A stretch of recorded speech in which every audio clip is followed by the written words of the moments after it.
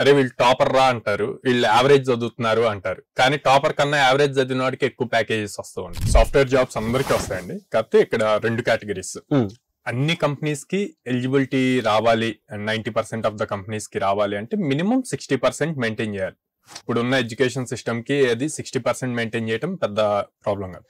అట్లాగే 60% బిలో కూడా ఉంటారనమాట. వాళ్ళకి డిఫరెన్స్ ఎక్కడ వస్తుంది? శాలరీ పాయింట్ లో డిఫరెన్స్ వస్తుంది. సో మినిమం ఎంత పర్సంటేజ్ అయినా ఉండండి, తక్కువ ఉంది అన్నది ఫోకస్ చేయకుండా, వాళ్ళు దాని మీద ఎక్కువ టెన్షన్ పడుతూ అది ఉండకుండా స్కిల్ మ్యాటర్స్ అనమాట. సో స్కిల్ ఎలా నేర్చుకోవాలి, మనం ఎంత స్కిల్డ్ గా ఉన్నామని మనం చూస్తూ ఉంటాం కాలేజీలో. అరే వీళ్ళు టాపర్ రా అంటారు, వీళ్ళు యావరేజ్ చదువుతున్నారు అంటారు. కానీ టాపర్ కన్నా యావరేజ్ చదివిన వాడికి ఎక్కువ ప్యాకేజెస్ వస్తూ ఉంటాయి. ఓకే, సో అక్కడ మార్క్స్ ఎక్కువ. మార్క్స్ అన్నది మీకు ఇంటర్వ్యూకి ఛాన్స్ రావడానికి వరకే యూజ్ అవుతుంది. ఆ తర్వాత అంతా మీకు స్కిల్ ఎంత ఉంది అన్నది ఇంపార్టెంట్. ఎన్ని రియల్ టైం ప్రాజెక్ట్స్ చేశారు ఇంటర్వ్యూ క్వాలిఫికేషన్ మాత్రమే. అవును, ఓకే. ఆ డోర్ ఓపెన్ అవటానికి, మీరు ఇంటర్వ్యూకి వెళ్ళటానికి డోర్ ఓపెన్ అవటానికి కావాల్సింది అది.